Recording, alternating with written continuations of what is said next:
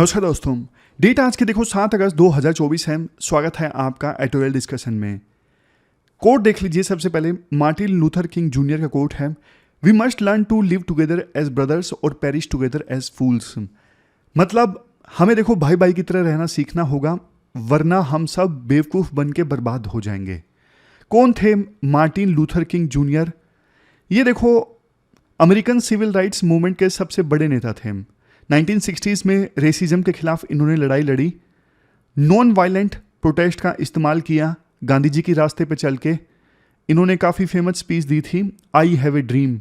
1968 में इनका मर्डर कर दिया गया, इनकी हत्या कर दी गई। इस कोट का मतलब क्या है? इस कोट का मतलब देखो ये है, हमें ना एक दूसरे के साथ मिलकर रहना सीखना होगा। अगर हम ऐसा नहीं करेंगे तो सबका नुकसान होगा। अगर हम आपस में ही लड़ते रहेंगे तो कभी पीस आ ही नहीं पाएगी, सबको नुकसान होगा। रियल लाइफ एग्जाम्पल देखिए। आप देखो आसान से आसान एग्जाम्पल ले सकते हैं इंडिया पाकिस्तान रिलेशंस का। पार्टीशन हुआ, दोनों देश अलग हुए, बहुत वायलेंस हुआ, लाखों लोग उस समय 1947 में मारे गए। अगर देखो दोनों देश साथ मिलके रहते, ऑफकोर्स पाकिस्तान रिस्पॉन्सिबल हैं चीज़ों के लिए, लड़ाई के लिए, लेकिन देखो दोनों देशों में अगर शांति रहती तो इसका फ़ायदा ना दोनों को होता। अभी कश्मीर में इतनी हमारी सेना वहाँ पे तैनात है, इतना एक्सपेंडिचर होता है। चलो कश्मीर छोड़िए, आप कारगिल लीजिए, वो सियाचिन लीजिए। सियाचिन में इतनी बर्फ़ है, इतने वहाँ पे जवान शहीद हो जाते हैं। उतने तो देखो युद्ध में नहीं मारे जाते जितने वहाँ पे वेदर के चलते मारे जाते हैं। इतना खर्चा होता है। ये सब इसलिए क्योंकि दोनों देश शांति नहीं इस्टेब्लिश कर सके, साथ मिलके नहीं रह सके। जबकि आप एग्जाम्पल लीजिए यूरोप का। सेकेंड वर्ल्ड वार के बाद यूरोप ने सबक सीखा, आपस में लड़ेंगे तो सबको नुकसान होगा, तो इसलिए यूरोपियन यूनियन बनी। आज 27 देश मिलकर रह रहे हैं यूरोपियन यूनियन में। 27 है ना, यूके के छोड़ने के बाद। कमेंट बॉक्स में आप बताइएगा। तो मतलब देखो साथ मिलकर रहने का फ़ायदा ही फ़ायदा होता है। आज के टाइम में देखो ये कोट और भी ज़्यादा इंपॉर्टेंट है। दुनिया में आपको पता है पोलराइजेशन बढ़ रहे हैं, धर्म के नाम पे, दूसरी आइडेंटिटीज़ के नाम पे। सोशल मीडिया पे लोग अलग अलग ग्रुप्स में बटे हुए हैं। लेकिन देखो टेररिज्म, क्लाइमेट चेंज, इन मुद्दों पे हमें साथ मिलकर चलने की आवश्यकता है, साथ मिलकर काम करने की आवश्यकता है। तो क्या कर सकते हैं? होना ये चाहिए, देखो दुनिया में ना लोग एक दूसरे के कल्चर को समझने की कोशिश करें। स्टीरियोटाइप्स और बायसनेस जिनकी हमने कल बात की थी, उनको चैलेंज करें। ग्लोबल इश्यूज पे अवेयर रहें, एक्शन लें। ये सब चीज़ें होनी चाहिए। आज देखो टोटल 3 इश्यूज हम डिस्कस करेंगे। सबसे पहले आर्टिकल हम डिस्कस करेंगे इंडिया के पावर ट्रांजिशन से संबंधित। दूसरा आर्टिकल स्पेकुलेशन के सोशल बेनिफिट्स, शेयर मार्केट में जो स्पेकुलेशन होता है उसके सोशल बेनिफिट्स से संबंधित। तीसरा आर्टिकल हम डिस्कस करेंगे 1995 का जो एक्ट है ना वक्फ बोर्ड को मैनेज करने के लिए। अब उस एक्ट में अमेंडमेंट लाने के लिए यूनियन गवर्नमेंट पार्लियामेंट में बिल लाने वाली है, जिससे संबंधित कंट्रोवर्सी जनरेट हो गई है। तो ये 3 इश्यूज हम डिस्कस करेंगे। देखो ये जो स्पेकुलेशन वाला आर्टिकल है ना थोड़ा टेक्निकल है, बिल्कुल आसान एग्जांपल्स की सहायता से आपको बताऊंगा, तो थोड़ा कंसंट्रेशन बढ़िया रखिएगा। चलिए डिस्कशन स्टार्ट करते हैं। इसके बाद नेक्स्ट आर्टिकल इंडिया में पावर सेक्टर से संबंधित है। आपने सिलेबस में जीएस पेपर 3 के इस टॉपिक से आर्टिकल को रिलेट कर सकते हूँ। देखो बजट स्पीच में इस बार वित्त मंत्री ने बोला इंडिया पूरी तरह से कमिटेड है क्लीन एनर्जी ट्रांजिशन के लिए। क्लीन एनर्जी ट्रांजिशन का मतलब ये है कि फॉसिल फ्यूल्स का कम से कम यूज़ करना इलेक्ट्रिसिटी जनरेट करने के लिए, और रिन्यूएबल एनर्जी का यूज़ ज़्यादा करना ताकि एमिशन कम हो, ताकि ग्लोबल वार्मिंग कम हो, ताकि क्लाइमेट चेंज कम हो। तो इसके लिए कुछ अनाउंसमेंट्स भी की गई। याद कीजिए हमने डिस्कस भी किया था। जैसे एक अनाउंसमेंट, छोटे न्यूक्लियर रिएक्टर्स जिनको बनाना आसान, जिनसे बिजली प्रोड्यूस करना आसान, इस पे सरकार काम करेगी। दूसरा देखो पंप्ड हाइड्रो स्टोरेज की भी बात की गई। पंप्ड जो हाइड्रो स्टोरेज है ना वो इस कंसेप्ट पे काम करता है। देखो जब इलेक्ट्रिसिटी की डिमांड कम है ना तो नीचे पानी है, उसको पंप की सहायता से ऊपर स्टोरेज में ले जाया जाए। समझ गए? नीचे पानी है, इलेक्ट्रिसिटी की डिमांड ज़्यादा है नहीं, तो मोटर की सहायता से उस पानी को ऊपर वाले स्टोरेज में ले जाया जाए, और जब डिमांड ज़्यादा हो तो फिर ऊपर वाले स्टोरेज की सहायता से टरबाइन पे वही पानी गिराया जाए और इलेक्ट्रिसिटी जनरेट की जाए। तो इस कंसेप्ट पे काम करता है पम्प्ड हाइड्रो स्टोरेज।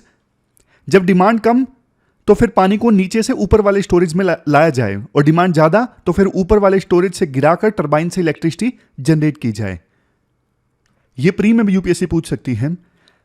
लेकिन देखो, राइटर बोलते हैं ये सब चीज़ें ठीक हैं, बट इस बार रिकॉर्ड तोड़ गर्मी पड़ी, और एक समय तो ऐसा आया था कि इलेक्ट्रिसिटी की शॉर्टेज देश के कई इलाकों में महसूस हुई थी, और पीक डिमांड भी काफ़ी ज़्यादा बढ़ गई। पीक डिमांड जानते हो, जैसे दोपहर के समय हर तरफ एसी चलता है, तो उस समय ना जैसे 2 बजे 3 बजे इलेक्ट्रिसिटी की डिमांड जो है ना बहुत ज़्यादा बढ़ जाती है।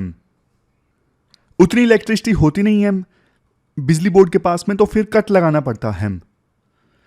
दूसरा देखो, हमारे देश की इकोनॉमी ना काफ़ी तेज़ी से ग्रो कर रही है, क्लाइमेट काफ़ी वार्म हो रहा है, तो ऐसी सिचुएशन में क्या इंडिया प्रिपेयर्ड है आने वाले सालों में एनर्जी सिक्योरिटी के मामले में?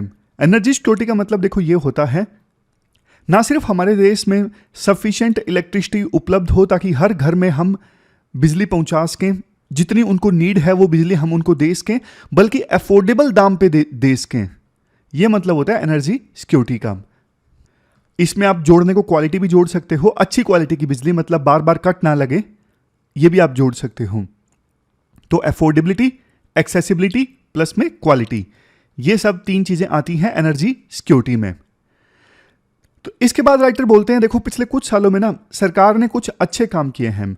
जैसे हमारे देश में ना 2020 तक 97% जो हाउस होल्ड्स हैं ना वो इलेक्ट्रीफाई हो चुके हैं, और इसके लिए सरकार ने एक सौभाग्य स्कीम भी चलाई थी। तो नियर यूनिवर्सल इलेक्ट्रिफिकेशन हमारे देश में हो चुका है। बहुत कम घर ऐसे हैं आज के समय में जहां पे अभी तक बिजली नहीं पहुंची है। आप देखो, उन घरों को छोड़ दीजिए, आपके आस पड़ोस में कोई ऐसा घर होगा जो बिजली चोरी करता है या फिर टाइम पे बिल नहीं पे करता, जिसकी वजह से इलेक्ट्रिसिटी डिपार्टमेंट ने मीटर का कनेक्शन काट दिया है और वहां पे अब बिजली नहीं है, तो उन घरों को आप छोड़ सकते हो। इसके अलावा देखो, रिन्यूएबल एनर्जी की जो कैपेसिटी है ना वो हमारे देश में 5 गुना बढ़ चुकी है। आज के समय में इंडिया जो है 4थे नंबर पे सबसे ज़्यादा रिन्यूएबल इलेक्ट्रिसिटी वाला देश बन गया है। मतलब जहां पे इंस्टॉल्ड रिन्यूएबल एनर्जी की जो कैपेसिटी है 4थे नंबर पे सबसे ज़्यादा है हमारे देश में, पूरे वर्ल्ड में। इसके अलावा पहले देखो, डिस्कॉम्स यानी इलेक्ट्रिसिटी डिस्ट्रीब्यूशन वाली कंपनीज जो है ना वो इलेक्ट्रिसिटी ट्रांसमिट करती थी, घर घर ले जाती थी, बीच में काफ़ी नुकसान हो जाता था, लीकेज हो जाती थी, लॉस हो जाता था इलेक्ट्रिसिटी का। बट 40% तक एग्रीगेट लॉसेस को कम कर दिया है, एफिशिएंसी लेकर आई हैं डिस्कॉम भी। ये भी काफ़ी अच्छी बात है। बट देखो, ये सब अच्छी अच्छी बातें बोलने के बाद राइटर ये बोलते हैं हमें ना अगर क्लीन एनर्जी की तरफ ट्रांजिशन करना है ना तो अभी हम बहुत स्लो चल रहे हैं। हमें ये बहुत बड़े स्केल पे करना होगा, बहुत तेजी से करना होगा, और साथ के साथ ये भी इंश्योर करना होगा हम क्वालिटी और अफोर्डेबल पावर कंज्यूमर को प्रोवाइड करते रहें। राइटर बताते हैं ऐसा क्यों। देखो, पिछले कुछ सालों में ना इलेक्ट्रिसिटी की डिमांड हमारे देश में ना 7 से 9% की रेट से बढ़ रही है, और इवन कोविड-19 की महामारी के बाद जो पीक डिमांड है, पीक डिमांड मैंने आपको बताई दोपहर के समय, जैसे एकदम से इलेक्ट्रिसिटी की डिमांड बहुत ज़्यादा बढ़ जाती है, पीक डिमांड बढ़ रही है कोविड के बाद, बल्कि और भी ज़्यादा। और क्लाइमेट चेंज की वजह से आपको पता है एक्सट्रीम वेदर आ रहा है, जैसे इस बार बहुत ज़्यादा गर्मी पड़ी और अब एकदम से ज़्यादा बारिश आ रही है। तो खास करके गर्मी की वजह से ना एकदम से इलेक्ट्रिसिटी की डिमांड बहुत ज़्यादा बढ़ जाती है। तो ऐसी सिचुएशन से निपटने के लिए ना राइटर कुछ सजेशंस देते हैं। सबसे पहले तो हमारा जो टारगेट है ना 2030 से पहले हमें 500 गीगावाट रिन्यूएबल एनर्जी की कैपेसिटी इस्टेब्लिश करनी है। इस टारगेट को आप इंक्रीज करो। देखो, रिन्यूएबल एनर्जी का जो कंट्रीब्यूशन है ना देश की टोटल इलेक्ट्रिसिटी में वो 13% है, कोई बहुत ज़्यादा नहीं है, कम ही है। अभी भी ज़्यादा इलेक्ट्रिसिटी की आवश्यकता देश को होती है ना, तो सरकार कोल प्लांट्स ज़्यादा इस्टेब्लिश करने के बारे में सोचती है बजाय के रिन्यूएबल एनर्जी। बट देखो, देश में टोटल जितनी इलेक्ट्रिसिटी प्रोड्यूस होती है ना उसमें रिन्यूएबल एनर्जी का जो कंट्रीब्यूशन है वो इंक्रीज होना चाहिए, ऐसा राइटर बोलते हैं। पहला सजेशन है। दूसरा suggestion, faster deployment of diverse clean energy resources. मतलब हम देखो बहुत स्लो चल रहे हैं। अभी ना हमारे देश में टोटल रिन्यूएबल एनर्जी की कैपेसिटी जानते हो कितनी है? टोटल टोटल बोल रहा हूं मैं, 144 गीगावाट। जबकि आप कंपेयर करो चाइना ने अकेले पिछले साल 300 gigawatt solar and wind capacity add कर दी। हमारे में अभी तक टोटल ही 144 गीगावाट है और चाइना ने अकेले पिछले साल 300 गीगावाट ऐड कर दी। तो आप अंदाजा लगा सकते हो हम कितना स्लो चल रहे हैं। इवन देखो यूरोपियन यूनियन ने भी पिछले साल 73 गीगावाट ऐड कर दी। तो मतलब ये है हमें ज़्यादा स्पीड से चलना होगा, बड़े स्केल पे चलना होगा। कुछ और राज्यों में हमें रिन्यूएबल एनर्जी का पोटेंशियल टैप करना पड़ेगा और जो रिन्यूएबल एनर्जी की कैपेसिटी हम इस्टेब्लिश कर रहे हैं उसको हमें एफिशिएंटली ग्रिड से भी जोड़ना पड़ेगा। अभी कई बार ऐसा होता है ग्रिड से जोड़ने में दिक्कत आती है। जो रिन्यूएबल एनर्जी के प्रोजेक्ट्स होते हैं ना, कई बार उनकी कनेक्टिविटी ग्रिड से या तो होती नहीं है या फिर काफ़ी वीक होती है। राइटर एक सजेशन ये भी देते हैं, हमें ना अभी हमारी ज़्यादा डिपेंडेंसी सोलर एनर्जी के ऊपर है, बट हमें डाइवर्सिफाई करना चाहिए। दूसरे जो सोर्सेज हैं ना रिन्यूएबल एनर्जी के, जैसे विंड एनर्जी है, इन पे भी हमें ज़्यादा फोकस करना चाहिए। तीसरा, अभी देखो हो क्या रहा है, ज़्यादा जो इलेक्ट्रिसिटी का खरीद फरोख्त है ना, जैसे स्टॉक मार्केट में लोग आते हैं, स्टॉक्स को बेचते हैं, स्टॉक्स को खरीदते हैं, उसी प्रकार से पावर एक्सचेंज है इलेक्ट्रिसिटी बेचने और खरीदने के लिए। अगर देखो पावर एक्सचेंज से ज़्यादा इलेक्ट्रिसिटी का ट्रेड होता है ना, तो इलेक्ट्रिसिटी के सही दाम सुनिश्चित किए जा सकते हैं। मार्केट सब कुछ डिसाइड कर लेगी डिमांड एंड सप्लाई की सहायता से। तो इसलिए ज़्यादा इलेक्ट्रिसिटी का खरीद फरोख्त पावर एक्सचेंज के थ्रू होना चाहिए। बट ना हमारे देश में जितनी इलेक्ट्रिसिटी जनरेट होती है ना, उसका सिर्फ 6.3% ही ट्रेड होता है पावर एक्सचेंजेस के थ्रू। बाकी तो देखो बायलैटरल एग्रीमेंट के थ्रू आता है। जैसे कोई इलेक्ट्रिसिटी जनरेट करने वाली कंपनी है, फॉर एग्जांपल एनटीपीसी है, इन्होंने कोई लॉन्ग टर्म का एग्रीमेंट साइन कर लिया किसी ऐसी कंपनी के साथ में जिसको बिजली चाहिए, तो ये बायलैटरल एग्रीमेंट हो गया। जबकि देखो पावर एक्सचेंज के थ्रू ज़्यादा ट्रेड हो इलेक्ट्रिसिटी का तो ज़्यादा बढ़िया है। प्राइस वोलेटाइल नहीं रहेंगे, प्राइस स्टेबल रहेंगे। फिर इसके बाद नेक्स्ट देखो, अभी ना कई बार क्या है हमारे देश में, जैसे देखो कोल कैपेसिटी जो है वो 210 गीगावाट से ज़्यादा की है। लेकिन कई बार जब पीक डिमांड होती है ना, जैसे गर्मियों में बिल्कुल दोपहर के 2-3 बजे पीक डिमांड होती है, तो उस समय ना ये पाया गया कि 40 गीगावाट जो कोल कैपेसिटी है वो तो अनअवेलेबल है। जैसे किसी थर्मल पावर प्लांट का मेंटेनेंस चल रहा है, इसलिए अभी वहाँ से बिजली नहीं प्रोड्यूस हो रही है। तो राइटर बोलते हैं ऐसा मत करो यार, थोड़ा ना इफेक्टिव ढंग से मेंटेनेंस करो कोल पावर प्लांट्स का, और जितनी भी कोल कैपेसिटी है हमारे देश में उसका अच्छे से आप यूटिलाइजेशन करो। समझ गए?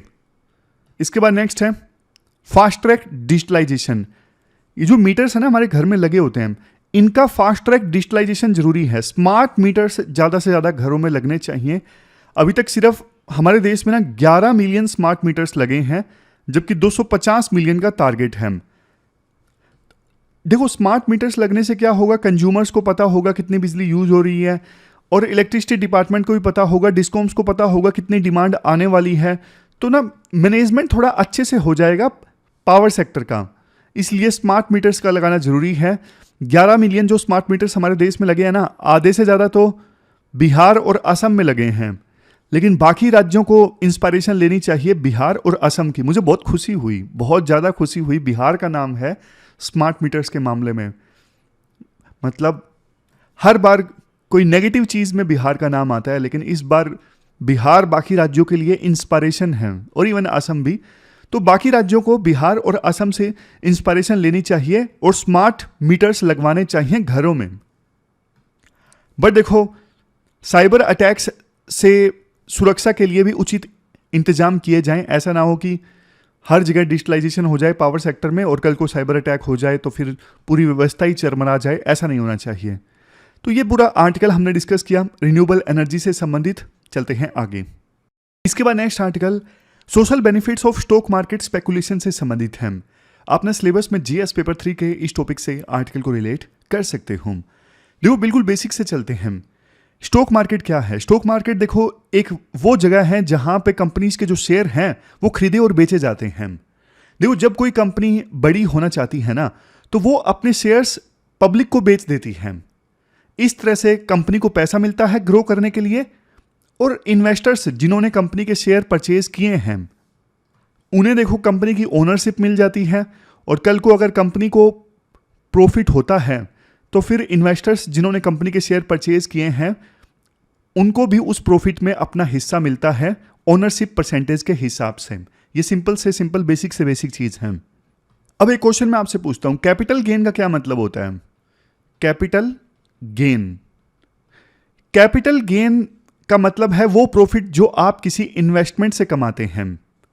जैसे आपने प्रॉपर्टी खरीद ली, 1 करोड़ का आपने कोई प्लॉट खरीद लिया और आपने 9 महीने के बाद में वो प्लॉट बेच दिया 1.5 करोड़ का, तो 50 लाख का आपको जो फायदा हुआ ना आपकी इन्वेस्टमेंट से, ये है आपका कैपिटल गेन। उसी प्रकार से आप शेयर परचेज करते हो, आपने कोई शेयर परचेज किया 100 रुपए में और 6 महीने बाद उसे 150 रुपए में बेच दिया, यहां आपका कैपिटल गेन हुआ 50 रुपए। तो कैपिटल गेन मतलब वो प्रॉफिट जो आप किसी इन्वेस्टमेंट से कमाते हो। अब कैपिटल गेन भी देखो 2 टाइप के होते हैं, एक शॉर्ट टर्म कैपिटल गेन और एक लॉन्ग टर्म कैपिटल गेन। अगर तो देखो आपने जो इन्वेस्टमेंट की है उसको आपने देखो 1 साल से पहले में ही बेच दिया और आपको फायदा हुआ, तो वो है शॉर्ट टर्म कैपिटल गेन। समझ गए? मतलब जब कोई इन्वेस्टमेंट 1 साल से कम टाइम में बेच देते हैं आप, तो वो शॉर्ट टर्म कैपिटल गेन है। और जब कोई इन्वेस्टमेंट 1 साल या उससे ज्यादा टाइम के बाद बेचते हैं और उससे आपको मुनाफा हुआ, प्रॉफिट हुआ, तो वो है लॉन्ग टर्म कैपिटल गेन। अभी सरकार ने इस साल के बजट में क्या किया? शॉर्ट टर्म कैपिटल गेन और लॉन्ग टर्म कैपिटल गेन दोनों पे जो टैक्सेस हैं वो इंक्रीज कर दिए। यहां पर देखो, short term capital gain tax increase कर दिया, पहले 15% था 20% हो गया, और लॉन्ग टर्म कैपिटल गेन 10% से इंक्रीज करके 12.5% कर दिया। अगर देखो प्रॉफिट 1 लाख तक का हो तो उस पर लॉन्ग टर्म कैपिटल गेन नहीं लगता, इस लिमिट को इंक्रीज करके 1.25 लाख कर दिया। ये तो कंटेक्स्ट है। देखो मुद्दे की बात करते हैं, कंसेप्ट पे आते हैं। सरकार का ये कहना है हमने ये इंक्रीज किया है, हम नहीं चाहते खास करके स्टॉक मार्केट में स्पेकुलेशन हो। स्पेकुलेशन देखो गैम्बलिंग के समान है। स्पेकुलेशन का मतलब देखो ये होता है जब लोग ना स्टॉक मार्केट में शेयर्स परचेज करते हैं, शेयर्स बेच देते हैं, वो ना ज़्यादा उन चीज़ों को ध्यान में नहीं रखते कि लॉन्ग टर्म में कंपनी कैसे परफॉर्म करेगी, कंपनी अच्छा काम कर रही है या नहीं कर रही है। नहीं, स्पेकुलेटर्स सिर्फ प्राइस डिफरेंस देखते हैं, सिर्फ और सिर्फ प्राइस डिफरेंस, और शॉर्ट टर्म के लिए खरीदते हैं, बेच देते हैं। उनका कोई लेना देना नहीं होता कंपनी फ्यूचर में कैसा काम करेगी नहीं करेगी, फ्यूचर ग्रोथ प्रोस्पेक्ट्स क्या है कंपनी के, कुछ नहीं। स्पेकुलेटर्स ये सब चीजें नहीं सोचते। तो गैम्बलर भी तो यही करते हैं। जहां देखो गैम्बलिंग में रिस्क होता है उसी प्रकार से स्पेकुलेशन में भी रिस्क होता है। ऐसी सिचुएशन में देखो सरकार का ये कहना है जो लोग स्पेकुलेट करते हैं ना, मतलब दिन रात बैठे बैठे सिर्फ यही देखते हैं कि शेयर का प्राइस ऊपर जाएगा नीचे आएगा, और प्राइस डिफरेंस जैसे ही होता है शेयर को बेच देते हैं या फिर खरीद लेते हैं। इससे क्या है, हमारे देश में ना वैसे ही सेविंग काफ़ी लिमिटेड है। तो इंडिया जैसे डेवलपिंग कंट्री में जो थोड़ी बहुत सेविंग है वो प्रोडक्टिव इन्वेस्टमेंट में लगनी चाहिए, ना कि स्पेकुलेशन में। प्रोडक्टिव इन्वेस्टमेंट में जैसे लॉन्ग टर्म ग्रोथ में लगनी चाहिए। इसके अलावा कैपिटल इंफ्रास्ट्रक्चर में सेविंग का यूज होना चाहिए। लेकिन लोग जो स्पेकुलेट कर रहे हैं वो कोई प्रोडक्टिव इन्वेस्टमेंट नहीं कर रहे ना, बस शेयर का रेट 2 रुपए या 3 रुपए बढ़ा तो तुरंत की तुरंत बेच दिया और इससे मुनाफा कमा लिया। इवन कुछ एक्सपर्ट्स का देखो ये भी मानना है, कुछ लोग ना जो स्पेकुलेशन करते हैं स्टॉक मार्केट में या फिर प्रॉपर्टी में, इनसे वो बहुत ज़्यादा मुनाफा कमा लेते हैं, और ये एक बड़ा रीजन है जिसकी वजह से इनइक्वालिटी हमारे देश में बढ़ती है। समझ गए? मतलब कुछ एक्सपर्ट्स का ये कहना है कि जो स्पेकुलेटर्स हैं ना वो कोई यूजफुल काम नहीं कर रहे हैं इकोनॉमी में, लेकिन इससे वो पैसा कमा लेते हैं और इसी से इनइक्वालिटी बढ़ती है, अमीर और गरीब के बीच की जो खाई है वो बढ़ती है। तो इस प्रकार से हमने सरकार का पक्ष जाना। अब देखो इस आर्टिकल में ना राइटर स्पेकुलेशन के भी फायदे बताते हैं। आर्टिकल का नाम ही ये है social benefits of speculation. Writer बोलते हैं अगर देखो स्पेकुलेटर्स ना हो ना मार्केट में, सिर्फ लॉन्ग टर्म में सोच समझ के इन्वेस्ट करने वाले हों, अब ऐसे लोग तो देखो बहुत कम होंगे, लॉन्ग टर्म में सोच समझ के इन्वेस्ट करने वाले ऐसे लोग तो बहुत ही कम होंगे। तो मतलब स्टॉक मार्केट में शेयर बेचने वाले और खरीदने वाले बहुत कम होंगे। तो ऐसी सिचुएशन में क्या होगा? अगर स्पेकुलेटर्स नहीं होंगे, शॉर्ट टर्म में शेयर बेचने खरीदने वाले नहीं होंगे, तो क्या होगा? मार्केट में ना लिक्विडिटी ही नहीं होगी। देखो कल्पना कीजिए आपने ग्रोसरी स्टोर चलाते हो, अगर ना आपके पास दिन में सिर्फ 2-3 कस्टमर आते हैं तो आपको ना अपना स्टॉक मैनेज करना मुश्किल होगा। लेकिन डेली मान के चलो कि 100 लोग रोज आते हैं तो आप इजीली अपना सामान बेच सकते हो, नया स्टॉक ला सकते हो। स्टॉक मार्केट में भी यही होता है। अगर सिर्फ देखो कुछ ही लोग शेयर खरीद बेच रहे हैं तो मार्केट ड्राई हो जाएगा। लेकिन जब स्पेकुलेटर्स कॉन्स्टेंटली ट्रेड करते हैं ना तो मार्केट लिक्विड रहता है। आप और आसान एग्जांपल लीजिए, मान लो आपके पास में ना रिलायंस के शेयर्स हैं और आपको अचानक से पैसों की जरूरत पड़ गई। अगर देखो मार्केट लिक्विड है तभी तो तुरंत के तुरंत आप अपने शेयर्स बेच सकते हो ना। 100 कस्टमर आ रहे हैं, कोई तो आपके शेयर्स परचेज करेगा ना जो आप बेच रहे हो। अगर देखो दिन में ट्रेडिंग ही सिर्फ 2-3 लोग करते हैं और आपको अचानक से शेयर बेचने की जरूरत पड़ गई तो फिर लेगा कौन? समझ गए? तो यही मतलब है, मार्केट लिक्विड रहता है, मतलब शॉर्ट टर्म वाले शेयर बेचते खरीदते रहते हैं ना, तो कम से कम आप आसानी से अपने शेयर बेच सकते हो। अदरवाइज तो देखो ये शॉर्ट टर्म वाले नहीं रहेंगे, स्पेकुलेटर्स नहीं रहेंगे तो शेयर बेचने में ही दिक्कत आ जाएगी। फिर दूसरी तरफ है एफिशिएंट प्राइसिंग होती है स्पेकुलेटर्स की वजह से। देखो आप ना ये सोचिए कि आप अपनी एक कार बेचना चाहते हो, अगर सिर्फ देखो 1-2 लोग देखने आएंगे तो शायद ना आपको सही प्राइस नहीं मिलेगा। किसी ने बोला आपकी कार की कीमत 3 लाख है, कोई बोलेगा 4 लाख है। लेकिन अगर देखो 100 लोग आपकी कार देखने आएंगे तो कंपटीशन की वजह से ना कार की सही कीमत आपके सामने आ जाएगी कि एग्जैक्टली 3,34,000 कार की कीमत है। उसी प्रकार से देखो स्टॉक मार्केट में भी ऐसा ही होता है। जब बहुत सारे लोग एक्टिवली ट्रेड करते हैं ना तो हर नई जो इंफॉर्मेशन का असर जो है तुरंत शेयर प्राइस पर देखने को मिलता है।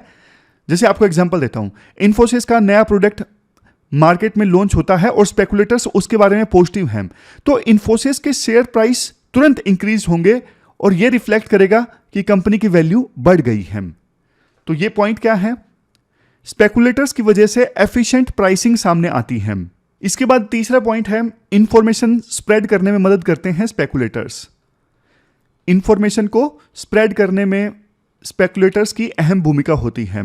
आप देखो सोचिए एक ना टेक कंपनी के आप सीईओ हो, आपने ना एक नया प्रोडक्ट लॉन्च किया है। अब देखो अगर मार्केट में सिर्फ लॉन्ग टर्म इन्वेस्टर्स होंगे तो शायद आपकी जो ये न्यूज़ है ना कि आपने एक नया टेक प्रोडक्ट लॉन्च किया है, ये न्यूज़ ज़्यादा स्प्रेड नहीं होगी। लेकिन जो स्पेकुलेटर्स होते हैं ना वो हमेशा नई इंफॉर्मेशन के लिए देखते रहते हैं। भाई जल्दी से कोई इंफॉर्मेशन आए और उसको देख के हम कोई स्टॉक बेचें या खरीदें, इससे हमको फायदा हो जाएगा। तो जैसे ही आपका प्रोडक्ट लॉन्च होगा ना, ये जो स्पेकुलेटर्स होते हैं ना जो नई नई इंफॉर्मेशन देखते रहते हैं ताकि उसके बेस पे ट्रेड करें, तो वो स्पेकुलेटर्स उसके इंपैक्ट को एनालाइज करेंगे और तुरंत एक्शन लेंगे। इससे ये जो इंफॉर्मेशन है ना आपका नया प्रोडक्ट आने वाला है, ये क्विकली मार्केट में स्प्रेड हो जाएगी। तो ये भी एक फायदा है, स्पेकुलेटर्स करते हैं, इंफॉर्मेशन स्प्रेड करने में मदद करते हैं। फिर इसके बाद नेक्स्ट पॉइंट है, कैपिटल एलोकेशन इंप्रूव होती है स्पेकुलेटर्स की वजह से। कैपिटल एलोकेशन इंप्रूव होती है। सिंपल भाषा में आपको बताता हूं कैपिटल एलोकेशन कैसे इंप्रूव होती है। थोड़ा कॉम्प्लेक्स कंसेप्ट है ये। मान लो 2 कंपनीज हैं, कंपनी ए और कंपनी बी। कंपनी ए देखो बहुत अच्छी परफॉर्मेंस दे रही है लेकिन उसके शेयर अभी अंडर वैल्यूड हैं। मतलब परफॉर्मेंस के हिसाब से स्टॉक मार्केट में कंपनी ए के शेयर नहीं बिक रहे हैं, कम कीमत पे बिक रहे हैं। जबकि देखो कंपनी बी जो है वो उतना अच्छा परफॉर्म नहीं कर रही है, कंपनी बी एवरेज परफॉर्म कर रही है। लेकिन फिर भी कंपनी बी के जो शेयर है ना परफॉर्मेंस के हिसाब से बहुत महंगे बिक रहे हैं। तो ऐसी सिचुएशन में ना स्पेकुलेटर्स को अगर पता लगता है कि कंपनी ए के जो शेयर हैं वो अंडर वैल्यूड हैं, तो स्पेकुलेटर्स जो हैं शॉर्ट टर्म वाले जो हैं वो कंपनी ए के शेयर परचेज कर लेंगे, जिससे कंपनी ए के शेयर बढ़ेंगे। और जो स्पेकुलेटर्स हैं शॉर्ट टर्म वाले जो हैं स्पेकुलेटर्स, वो कंपनी बी के शेयर बेच देंगे क्योंकि उनको पता लग गया कि कंपनी बी के जो शेयर हैं वो ओवर वैल्यूड हैं, इनकी वैल्यू कम होनी चाहिए, तो वो कंपनी बी के शेयर बेच देंगे। इससे कंपनी बी के शेयर डिक्रीज हो जाएंगे, प्राइस डिक्रीज हो जाएगा। तो इससे क्या हुआ? इससे यह हुआ कि वो कंपनी जो अच्छा परफॉर्म कर रही थी ना, उसको ज्यादा कैपिटल मिला। मतलब स्पेकुलेटर्स ये इंश्योर करते हैं कि अच्छी कंपनी को ज्यादा पैसे मिले। जब इन्फोसिस देखो नया था ना, तो कुछ स्मार्ट स्पेकुलेटर्स थे जिन्होंने इन्फोसिस का पोटेंशियल पहचाना और इन्फोसिस के शेयर्स परचेज किए। इससे इन्फोसिस को देखो जहां ग्रोथ के लिए कैपिटल मिला और अल्टीमेटली इंडियन इकोनॉमी के लिए बहुत अच्छा था। इन्फोसिस कितनी बड़ी कंपनी बनी। इसके बाद नेक्स्ट पॉइंट है, स्पेकुलेटर्स की वजह से ना इनोवेशन को सपोर्ट मिलता है। कैसे इनोवेशन को कैसे सपोर्ट मिलता है? मान लो आप ना एक नई इलेक्ट्रिक कार कंपनी शुरू कर रहे हैं। अब आपके पास देखो इनोवेटिव आइडिया है, लेकिन अभी प्रोडक्ट रेडी नहीं है और प्रॉफिट्स तो बहुत दूर की बात है। तो स्पेकुलेटर्स ना ऐसे high risk high reward opportunities में इन्वेस्ट करने के लिए तैयार रहते हैं। अगर वो आपकी कंपनी की पोटेंशियल समझते हैं ना, तो वो आपकी कंपनी के शेयर्स परचेज करेंगे, जिससे आपको ना जरूरी फंडिंग मिल जाएगी। तो स्पेकुलेटर्स का ये फायदा होता है कि ना इनोवेशन के लिए फंड मिल जाता है, पैसे मिल जाते हैं। देखो जब टेस्ला कंपनी शुरू हुई थी ना, तो बहुत रिस्की इन्वेस्टमेंट थी, लेकिन स्पेकुलेटर्स ने उसकी पोटेंशियल देखी और इन्वेस्ट किया। आज टेस्ला दुनिया की सबसे बड़ी वैल्यूएबल कंपनी है। तो इन एग्जाम्पल से देखो आप देख सकते हो कि स्पेकुलेशन सिर्फ सट्टा नहीं है, ये मेहनत को एफिशिएंट बनाने और रिस्क मैनेज करने और इनोवेशन को सपोर्ट करने में इंपॉर्टेंट रोल प्ले करता है। इवन सरकार ने एक काम क्या किया, सरकार ने जो डेरिवेटिव्स है ना, डेरिवेटिव्स पे सिक्योरिटी ट्रांजैक्शन टैक्स इंक्रीज कर दिया।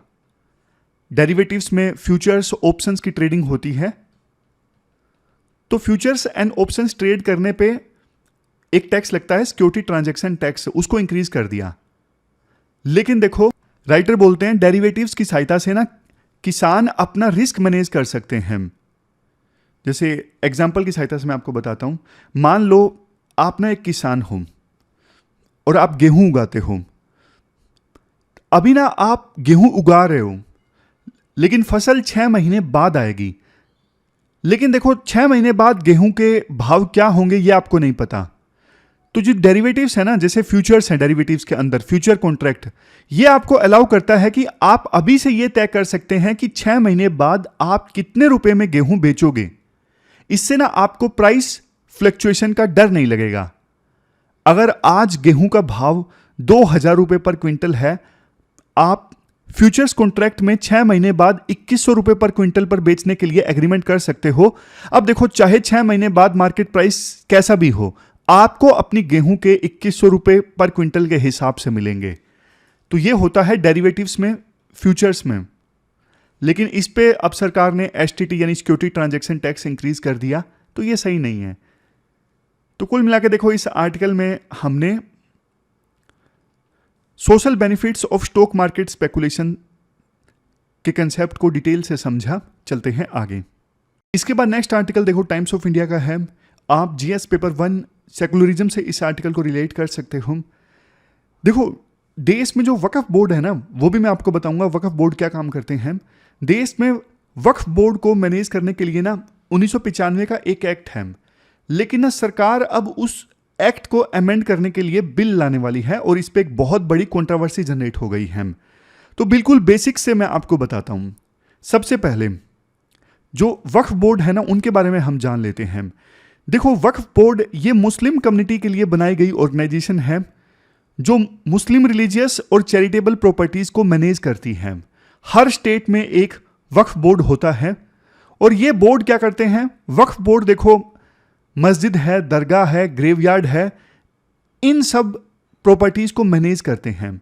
लेकिन सिर्फ यही नहीं, जो वक्फ बोर्ड है ना, वो स्कूल, कॉलेजेस, हॉस्पिटल्स भी चलाते हैं मुस्लिम कम्युनिटी की मदद करने के लिए। देखो ये जो हमारे देश में अलग अलग राज्य में वक्फ बोर्ड्स हैं ना, इनके पास में टोटल मिला के 8,70,000 से ज्यादा प्रॉपर्टीज हैं। मतलब हमारे देश में जो वक्फ बोर्ड्स हैं वो टोटल 9,40,000 एकड़ लैंड मैनेज करते हैं। हमारे देश में देखो रेलवेज और डिफेंस के बाद थर्ड लार्जेस्ट जो लैंड ओनर है ना, वो यही है, वक्फ बोर्ड है। लेकिन प्रॉब्लम क्या है, प्रॉब्लम देखो ये है, ये जो वक्फ बोर्ड है ना, इनके पास में 1995 के एक्ट के अनुसार पावर काफी ज्यादा है, वो किसी भी प्रॉपर्टी को वक्फ प्रॉपर्टी डिक्लेयर कर सकते हैं और उसका कंट्रोल ले सकते हैं। ये पावर अनरिस्ट्रेन्ड है।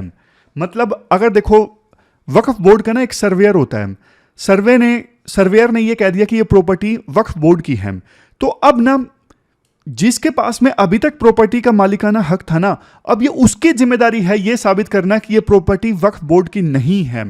ये देखो पेपर, वक्फ बोर्ड का कोई नहीं पूछने वाला, वो उनको सिर्फ हाथ रखना है ये प्रॉपर्टी हमारी है। उसके बाद अभी तक जो जिसकी ये प्रॉपर्टी थी ना, उसको ये साबित करना है कि ये प्रॉपर्टी वक्फ बोर्ड की नहीं है। ये देखो पेपर्स, वक्फ बोर्ड को कुछ नहीं साबित करना है दूसरे वाली पार्टी को, जिसकी प्रॉपर्टी को वक्फ बोर्ड ने अपनी प्रॉपर्टी बताया है।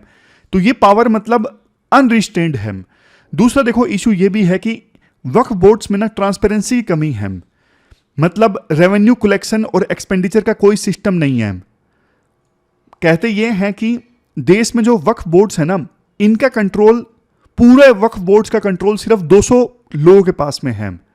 और देखो इतनी सारी प्रॉपर्टी वक्फ बोर्ड मैनेज करता है, लेकिन इनकम बहुत कम होती है, सिर्फ 200 करोड़ पर ईयर। और ये पैसा भी जो गरीब मुस्लिम्स हैं उन तक नहीं पहुंच रहा है प्रॉपरली। इसलिए सरकार 1995 के एक्ट को अमेंड करने के लिए बिल लेकर आ रही है। इसमें क्या होगा, बिल का उद्देश्य ये है, जो वक्फ बोर्ड्स के पास में बहुत आर्बिट्ररी पावर्स है ना, ज्यादा पावर है, अनरिस्ट्रेन्ड पावर्स हैं, उनको कंट्रोल करना।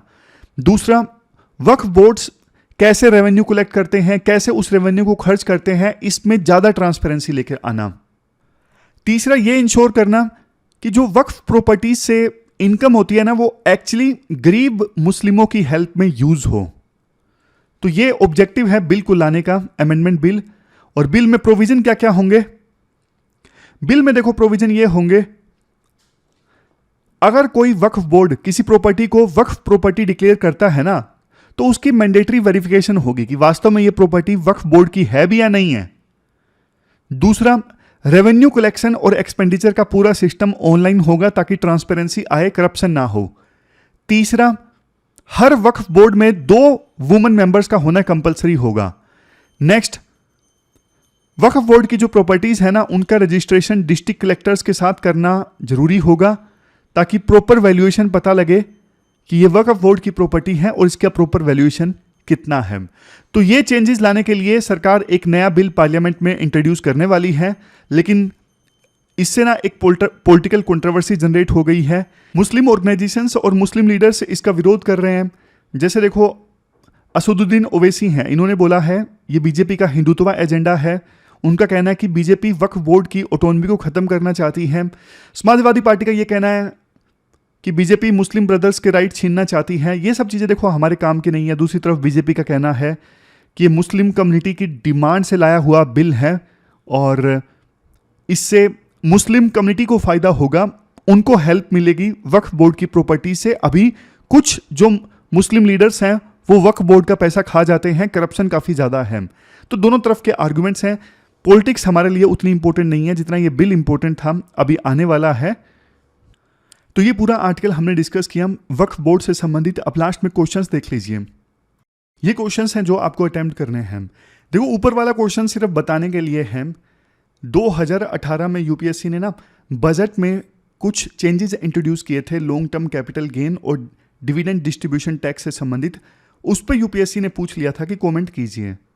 तो ऐसे क्वेश्चन भी यूपीएससी पूछ सकती है। जैसे इस बार लॉन्ग टर्म कैपिटल गेन पे टैक्स और शॉर्ट टर्म कैपिटल गेन पे टैक्स इंक्रीज किया गया है, तो इस पे भी कमेंट करने को यूपीएससी बोल सकती है। तो ये 2 क्वेश्चंस आज आपको अटेम्प्ट करने हैं नीचे वाले। एक तो स्पेकुलेशन से संबंधित स्टॉक मार्केट में और दूसरा फिर India's transition to clean energy. दोनों क्वेश्चंस के आंसर आज आपको 150 वर्ड्स में देने हैं। छोटे क्वेश्चंस हैं, 10-10 मार्क्स के क्वेश्चन हैं। तो ये थी हमारी आज की डिस्कशन। कल मिलते हैं फिर से एक नई डिस्कशन के साथ। तब तक आप मन लगा के पढ़िए, अपना बेस्ट दीजिए। Thank you very much for discussion.